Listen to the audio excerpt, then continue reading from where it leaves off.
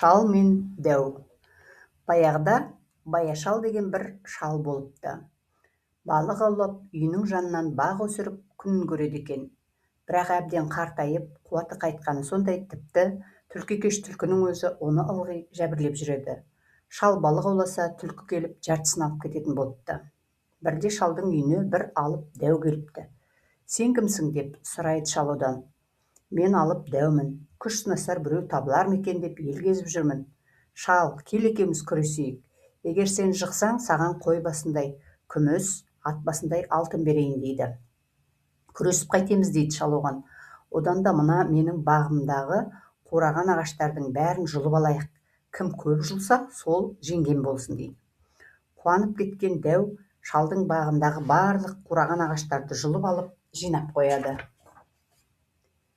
«Енді сенің кезегің» дейді ол шалға.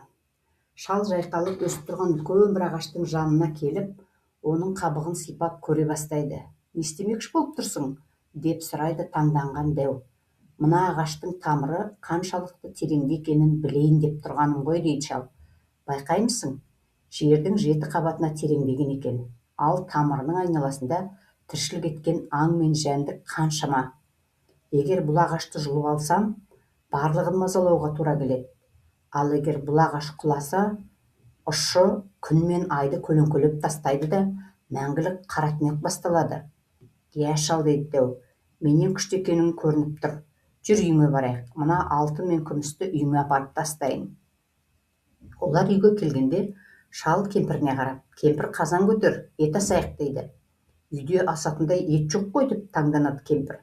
«Ет жоқ дегенің қалай?» деп айқайлайды шал. «Кеше жеген дәудің құлағы, төстігі қалған жоқ па еді?» Мына сөздерді естіген дәу үйден атып шығып, қаша жөнелген сондай есікті мойнына іліп кетеді. Сол қашып келе жатқан бетінде оған түлкі кезігеді. «Кімнен мұнша қашып келе жатырсың, дәу?» деп сұрайды түлкі. «Шалдан қашып келемін» дейді дәу, артына жалтақ-жалтақ қарап қойып. «Осы төңіректегі ең күшті сол екен ғой». Бұған мәз болып күлген түлкі. «Ол сен алдаған ғой дәу, жүр мен оны саған дәлелдейін» дейді. Екеуі шалдың үйіне таман жақындайды. Сол кезде шал бұларға қарсы шығып: «Әй түлкі, сен өз қарызыңды дәуді беріп өтейін деп келе жатырсың ба? Аз да барықтау екен, жарайды, сонда да болса алайын. Мойныңда әлі 2 дәу бар екенін ұмытпа» деп айқайлайды. Дәу түлкіні құйрығынан алып жерге бір соққан қойы талай қырасып қашып кетті. Содан былай шал мен кемпір алаңсыз тіршілік ететін болыпты екен.